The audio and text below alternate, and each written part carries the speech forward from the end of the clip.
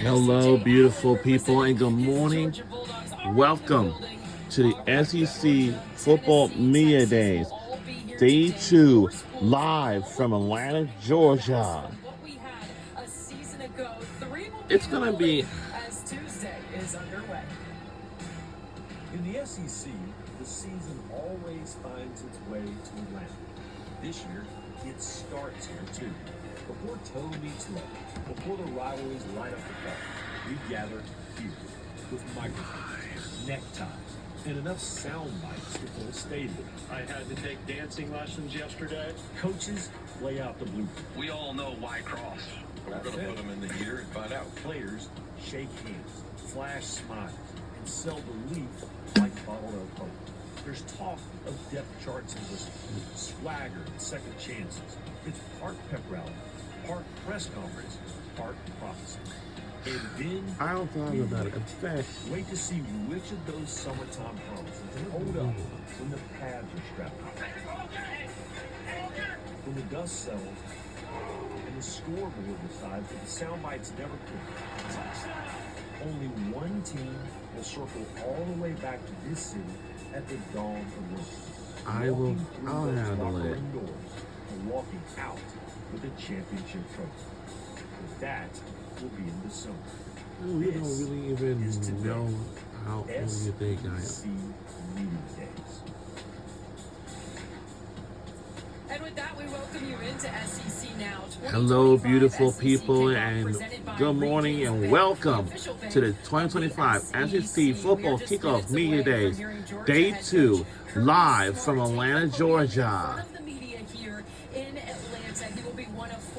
And today, around 10:05 a.m. in the next 3 minutes, we'll have Kirby Smart will be on the podium.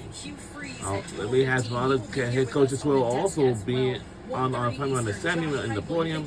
And around 3:15 p.m. we'll have Steve Sarkisian might be on the set and maybe on the podium, of course, and welcome. So this is day 2, but yes, it was day 1, of course. Replacing starters that they didn't know they were going to lose. As we say hello, Jordan Rogers, Roman Harper, Alyssa Lang here with you. You guys look great once again today. I think each of them had about 16 shots of espresso. And now let me just say that how I got to Philadelphia. Well, how I got here. Well, I actually took the Amtrak from 30th Market to Washington, D.C. Break it down for them. These things are happening, ladies and gentlemen. It matters. That's your fashion. This is extraordinary. year 5 to come to New York. This is the Blue Dog. If you know anything about Louisiana or the Northern States, that's a long time. Never. I feel underdressed. Just going about the white, you know. Roman will make anyone feel underdressed. let's be honest. That's what he does. All right, let's talk about what we are expecting to hear today, Jordan. Starting with Kirby Smart, will be the first coach on the podium. What do you think he's going to sound like tone-wise? I can tell you for sure. Looked at as the big dog of the SEC right now. Yeah, I mean, as the reigning SEC champs, I think he's going to speak and act like they feel overlooked, and maybe that they need to get back to who they've been. Right? I mean, Georgia's always been a team that plays really good today, defense. this time I have to call DeAndre like in a little while to inform him that it is confirmed for next Tuesday. So how do they get back to the brand of Georgia football that we're used to seeing? I can't wait to see, I'm used to Georgia coming here, despite being picked to be the favorite, and say that they're being disrespected and nobody's counting on them. So now everybody's actually not counting on them a little bit. So how do they handle that part of it as well? How do we continue to talk about being the disrespected? And then I want to talk, I can't wait to hear all the questions from Hugh Freeze about his golf game. You keep bringing that up. By the way, I'm focusing on jobs now. 88, a little 5 o'clock tea time after that. He was up here stretching. I'll be out there tomorrow, too. I'll be up there today, too. I have a feeling all 4 of our coaches today are going to answer a lot of quarterback questions, including Kirby Smart, who was just I heard that the Falcons lost against Mercury by 1 point. That's close yesterday. And now let's introduce our SEC commissioner, like usually, is Greg Sankey. Tuesday of SEC Football Media Days. I want to get ahead of the narrative. Kirby and I did play in a Pro-Am back in mid-May, a golf tournament. I've never seen someone strike the ball so cleanly, purely off the tee as Kirby Smart did on the #1 tee that morning. So despite what he's going to say about my golf game, I want you to know I've never seen a ball fly as far as what he hit that morning. Kirby enters his 10th season at the University of Georgia. His record is an impressive 105-19 for an .847 winning percentage, including back-to-back national championships, 3 SEC titles, and 8 New Year's Bowl games. In 2024, Kirby became the 5th fastest coach to reach 100 career wins in Bowl subdivision history, needing just 117 games to do it. That victory putting him in that category was Yes, I'm up. Austin over their #1 Texas. Okay, I'm working from home today. My allergies are bad, so my manager said I can work from home today. Their twins, All right. Winston and Julie, are heading into their senior year in high school So I this let fall. I texted Miss Jasmine got back to me, so she said she's on vacation this week, so I told her that you won't be going out this week because she's gonna be probably doing interviews and stuff, so she said okay. All right. So we can take a look, maybe next week and see if you want to do one day. All right. Okay.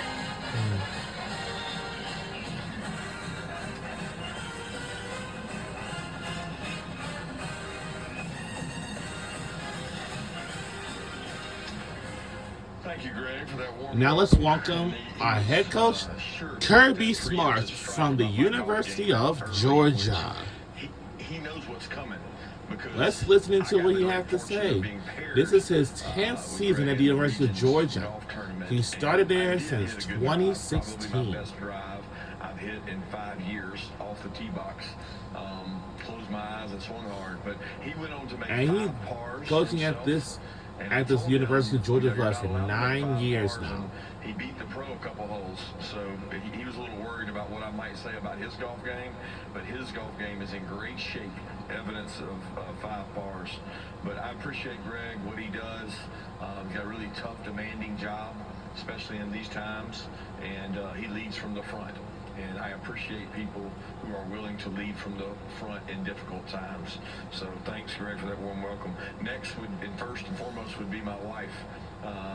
Absolutely the best teammate anybody could ever ask for. And 19 years we've been together, and this is the 19th anniversary, and here I am celebrating it in Atlanta with you guys, and she's in Mississippi with our youngest son with a baseball tournament. So in coaching profession, you learn a lot of ways to celebrate things in different ways, and she and I have learned to appreciate the time we do have together. She spent a season with me at the Dolphins in the NFL, 9 at Alabama, 9 at Georgia.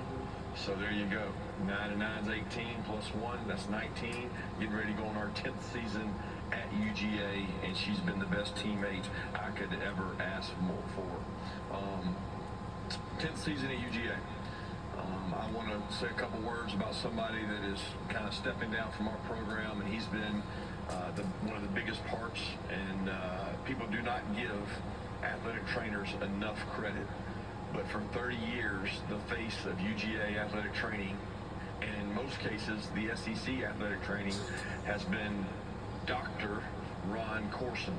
He got his doctorate yesterday in athletic training, and I want to give a shout out to Ron and all he's meant to our program at the University of Georgia and what all he's done. He is a selfless man that is given to multiple head coaches.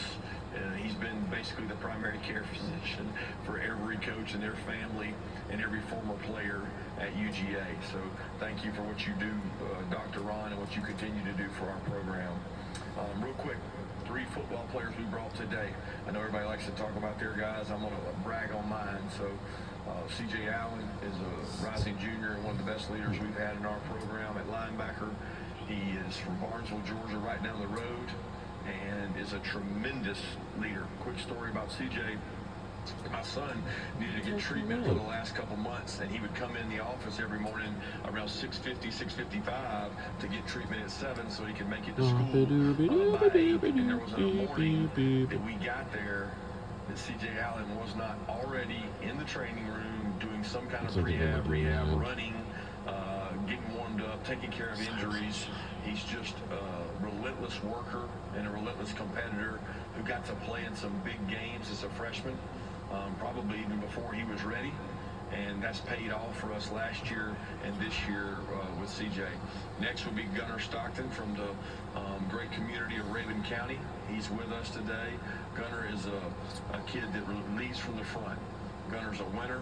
He comes from an athletic family background. His dad played at Georgia Southern, and he is the kind of kid you want at the front of the line, and he leads from the front. So I appreciate what Gunnar does. He's going to be a big part of our program this year in leadership and doing that with the offensive players. He's already begun to do that in his leadership groups that he runs right now. And then the last one is Dalen Everett.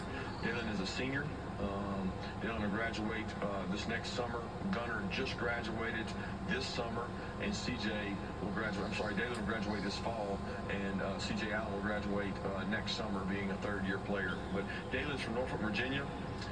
Dalen's been a part of our program for 4 years, really a 2-year starter in my mind. Had a big year for us last year. He gives tremendous confidence to a secondary that's going to be young next year. Dalen is a kid that ever since we've met him, no challenge is too big. He loves to practice. He loves to compete. He demands excellence. And he is here representing us today, so I'm proud of Dalen. Our team's going to be comprised of 54% first and second year players. Very big change for us. I thought last year was probably one of the most veteran teams I've been a part of. You guys know the COVID class has kind of aged out. So we had multiple players that were in their 5th and 6th year last year, especially across the offensive and defensive lines. We had a tremendous group that all went out kind of at the same time, aged out at the same time. And so we're going to be really young, especially in the offensive and defensive lines. But 54% of our players are coming into their first or second year. So what do you get with that? You get youthful exuberance. We've had practices that have been spirited. We had a great spring practice that we talked about the words fire, passion, and energy. I think the biggest thing that separates college football teams today is complacency among players versus fire, passion, and energy among players. So we've tried to highlight those traits as much as possible with our players. Our players need to bring juice and energy each and every day. If they don't, they'll be confronted by the players that do. And if the players continue to do that, we'll have a successful season and a successful football team. In a day and age that I think Sankey referenced it yesterday, times are changing. College athletics and college football is not broken. He used the word strained. I would say that it's in a time of change and influx that you have to navigate better than your opponent. You have to navigate better than your competitor, whether that's conference to conference or within your own conference. And we continue to find ways to do that at University of Georgia. We sell relationships over transactions. We think the relationship still wins out because the relationship allows you to push people and demand excellence. And we're going to continue to do that at Georgia. We don't believe in just being transactional, because when you're transactional, you cannot accomplish whatever your ultimate goal is, whatever your greatest reach is, whatever the ceiling is for every player and every team we have. You don't reach that without relationships. So we're going to try to win 24-hour increments each and every day to make sure we still attain that.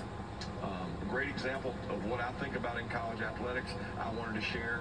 Leland in our sports information department has a young lady that just won a national championship with our track team.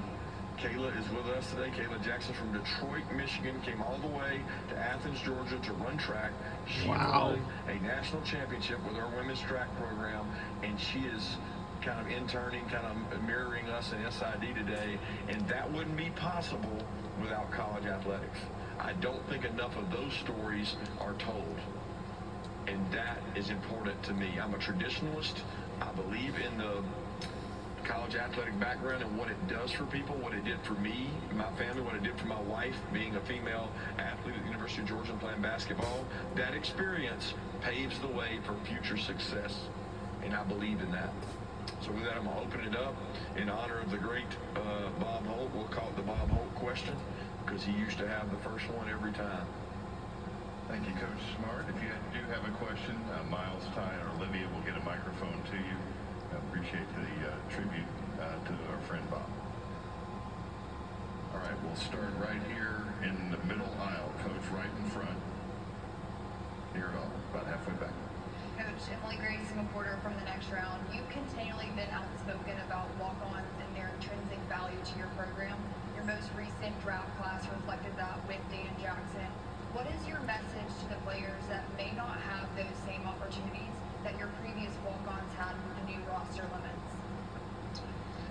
Well, that's a great first question, because I don't want to jump on a soapbox and tell you how I really feel. Opportunities are being lost all across college athletics, and unfortunately, that's part of it. I can't really give a message to the next walk-on because I don't know that there's going to be an opportunity for that walk-on.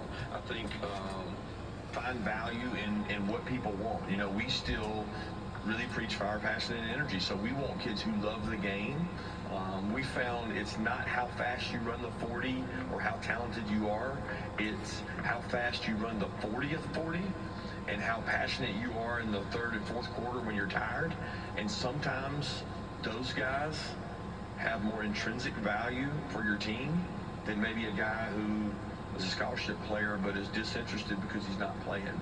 So a lot of those stories have been lost, but I think you can reward those by going out and finding kids to fit in your 105. And it doesn't matter whether you call them a walk-on or just a scholarship player that may not get as much NIL, that play with fire, passion, and energy. So I'm looking forward to continuing that long kind of history we have of doing that by finding the right kind of players to come play at Georgia who love the university, who want to get a degree from there, and who want to be great football players. But that's a story that's kind of untold, and I think it's really untold in terms of other sports, Olympic sports, let's call them, across college athletics. Coach, we're going to go straight here in front of me, second row. Kurt, at the bell.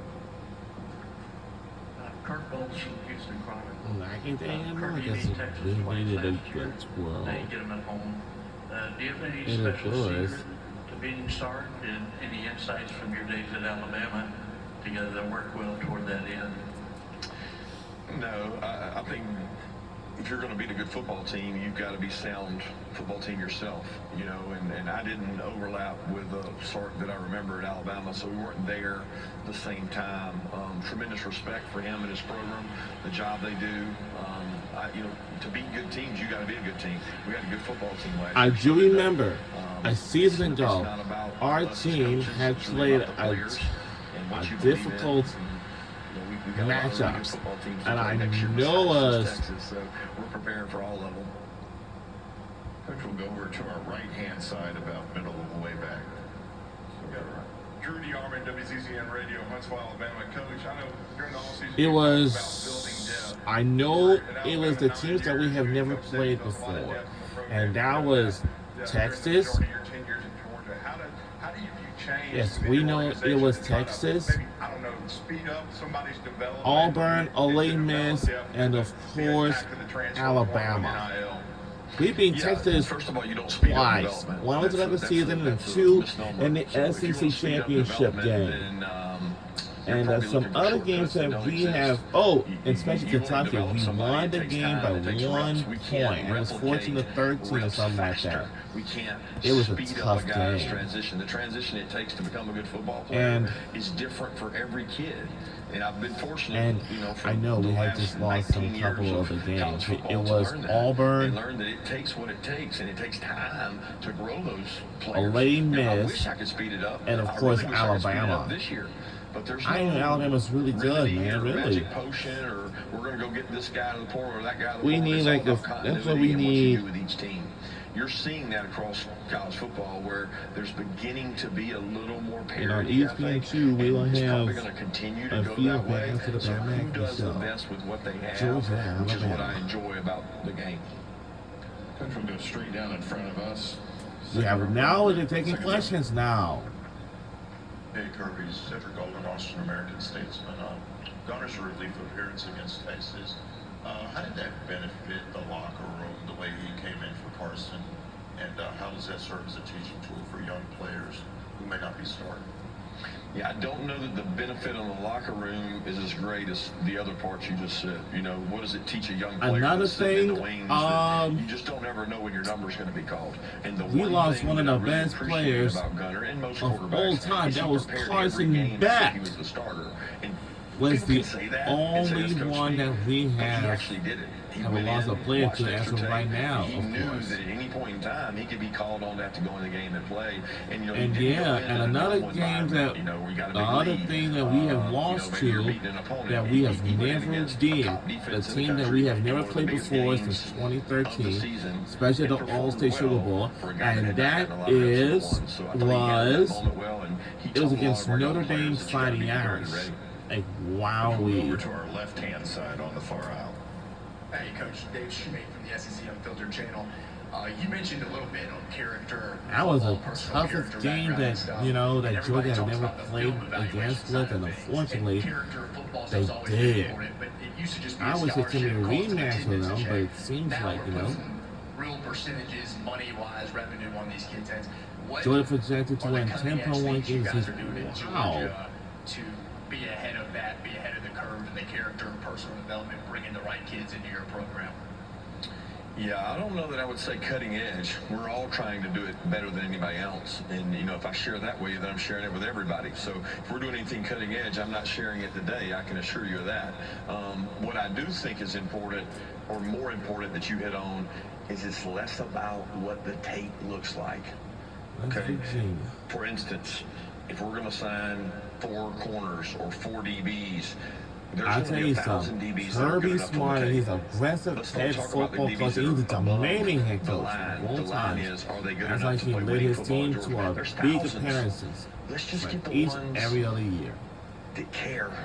The ones that are not transactional, that are relationship built. They want Georgia has relationships. the They want to be greatest coached. team They of want all. to be pushed. And yeah, they're going to get And paid. I think this upcoming no coach is season gonna this stand up and time, say they don't want players to get paid. We want them to get paid. I am completely comfortable the with that. national What I want championship is them will all be to get live paid at and the that not change Hard Rock how they go Stadium about their business. and That Miami not going to Florida, and also in the if they're following sensitive to year, being demanded excellence the of. national And it's just championship so will be ironic in to me Las that you meet a parent and Vegas, you're like, "Coach, I Nevada. really want my son to play We'll be live where from he's the pushed and demanded of. Allegiant He gets coached each Stadium and every in day Las the hard Vegas, way, 'cause Nevada. I honestly don't think he can And make year it after without that, I don't we all know need when. it. I needed it at 17. A 17-year-old needs to be pushed. Doesn't preclude them from gaining monetary value. They can do both those two things. But a lot of coaches aren't willing to do that. People don't want to confront and demand anymore for fear of losing a player. I would rather go get the right player that buys into that. And then I got something special when they do develop and get all those reps. Coach, we're going to go in the center aisle, third row, right in front. Kirby, very traveled, also road.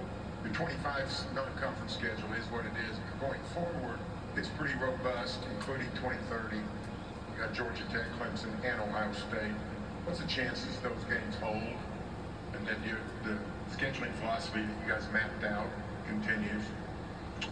Really no clue what the chances are. It's, you know, it's one of those things that I can only speculate on. I love big out-of-conference games. I love opportunities to play teams on a big stage, to open with big games. You know, everybody talks about it. I think that's where we're headed. You know what I mean? To have that kind of schedule where you get to play out of conference and you play other, you know, the A4s. I love those kind of games because our kids get up for them. You know, I think the bigger decision is how many teams are going to be in the playoff. How do we go about selecting those playoffs? You're going to motivate more teams to play schedules like that with fiction, the way we go about selecting the teams.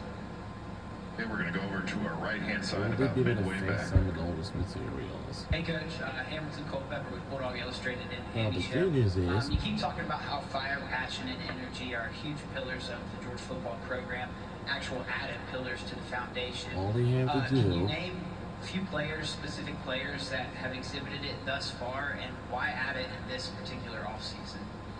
Well, it's hard for me to pick one or two players. I actually want them to compete to separate themselves as guys that have fire, passion, and energy. We've picked a few.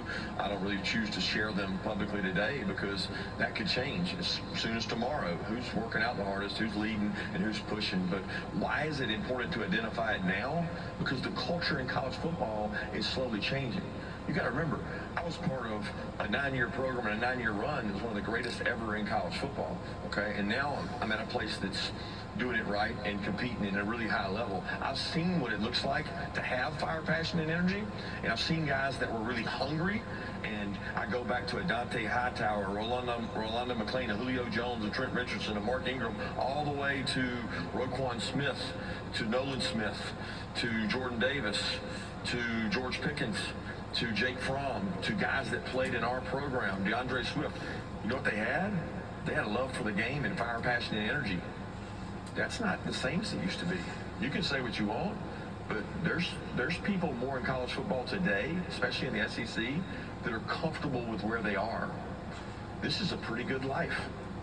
I'm earning $200K a year. I'm very comfortable. And you don't reach your goals being comfortable. You don't attain great success. None of those people I mentioned before were ever comfortable. They were aiming at something. They had a goal. They wanted to go achieve it. What you see now is, like, where's the drive and energy and enthusiasm? Well, we want people that have it. We're going to seek it. We're going to try to go find it. And if we can just do that 1% better than everybody else, gives us an opportunity to be ahead. Good for you to go right in front of me. Eric Henry, 24/7 Sports. Kirby, just curious. Texas has got a lot of attention entering this season. You talk about how underclassmen heavy your program is. Do you sense a level of eagerness from the underclassmen to go prove that, hey, we can be just as good as the Georgia teams in the past, and quite frankly, we beat Texas twice last year? Yeah, a lot of those kids didn't. They weren't the guys on the field. But yeah, I do sense in our practices and our workouts and the things we've been able to be a part of in the spring, there is a youthful exuberance. There is that can be positive and negative. I can sit up here last year and tell you how experienced we were. We had all these guys coming back. They played a lot of football. But are they motivated, and are they really wanting to be great? As opposed to somebody when it's new, there's a lot more excitement. It's their first time getting a chance to start. It's their first time being a major player in the rotation. So there's good and bad about both. We got to manage that. We got to be patient with them, and we got to get them better. Go down the center aisle, Mike. Mike Griffin, Atlanta Journal-Constitution, Dog Nation. Kirby, how much have your practices changed, or how much do you plan to modify them from the time of the back-to-back titles and Bloody Tuesdays now with longer seasons and now roster limitations in effect? Well, it depends on how limited our roster is, because, we're not all operating off of 105 right now. We have the ability, because of the settlement, to have some guys that were grandfathered in. So we will make changes and adaptations to how we do things based on our numbers. But right now, I don't know what those numbers are going to look like for fall camp and how many people we're going to bring in. So, the season, ultimately, we may have similar numbers to what we've had past years. Eventually, that's going to go down to 105, and you're going to have to change with each and every year. And I think you evolve as a coach. We've got to find more creative ways to get reps and grow players. And, we all study NFL teams the way they go about it. I just don't know if that's a perfect mirror, because the kids we're trying to develop need more reps than an NFL player. First thing a general manager tells us when they come see us is, don't come to our league to develop. We can't develop you. We don't have the practices. So if you actually want to get better at football where you can stay longer in the NFL, you have to go through the college regimen to grow and get better. They don't need the practices that we need. Coach, we'll go over to our right-hand side on the far aisle. Hey, Coach, Michael Brawler, WNSP in Mobile. The hot rumor yesterday was a second-hand rumor about Nick Saban possibly being interested in coming back to coaching. Lane Kiffin said he wouldn't be surprised. I was wondering if you could share your reaction as well as your relationship with Nick Saban since he's retired. Yeah, I called him and offered him Muschamp's job, but he was overqualified, so he wasn't interested. No, I heard all the scuttlebutt and everything about it. I almost laughed. It was like somebody needed something interesting to talk about yesterday, so they chose to to go to Coach Saban to do it. You know, the game's better with him involved, and he is involved. He is passionate about it.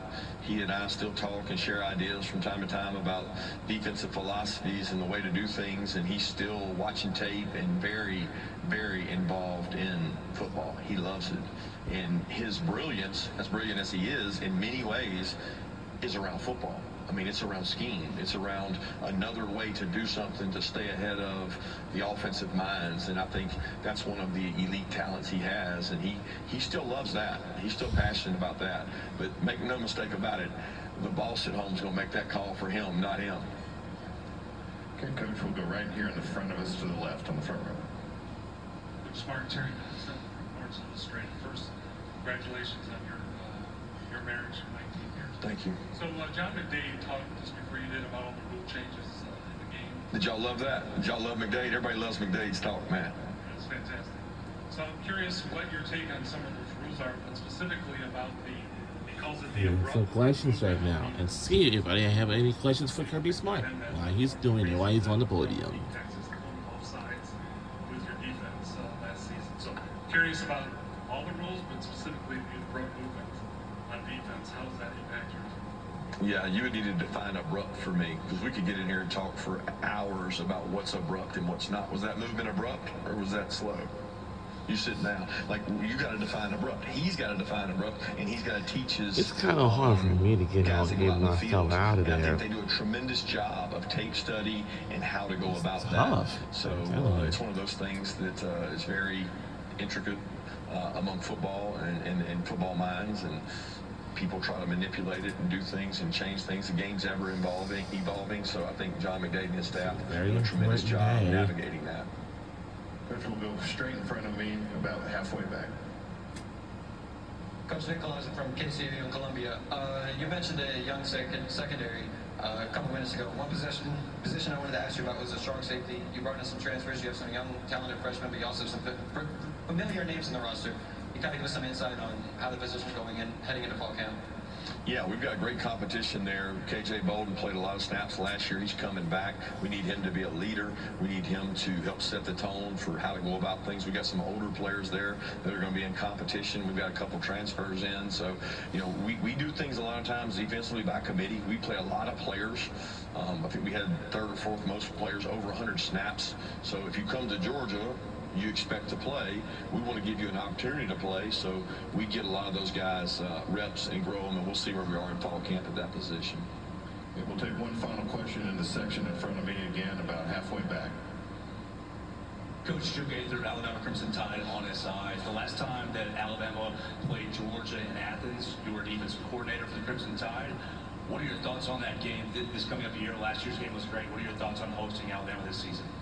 It's a great atmosphere, just like we went into last year to play them. A night game on the road. They'll come to our place and play.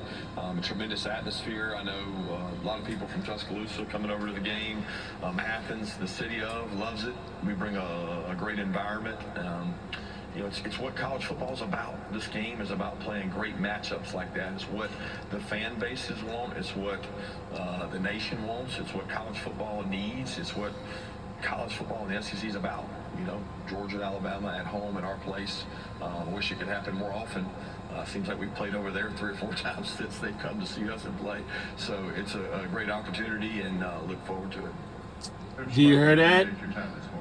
Georgia will take on Alabama on September 27th on a Saturday in the upcoming season, so we got to get ready for it. In Athens, Georgia, going to be one of many. We Down from Kirby Smart, the head coach from the University of Georgia. We'll react to what we just heard from Kirby Smart as he begins to make the rounds here inside the College Football Hall of Fame at SEC Media Days. SEC Now 2025 SEC Kickoff presented by Regions Bank. The presented by Regions Bank, official bank of the SEC, like usually. We'll be right back on the other side. Don't you go anywhere.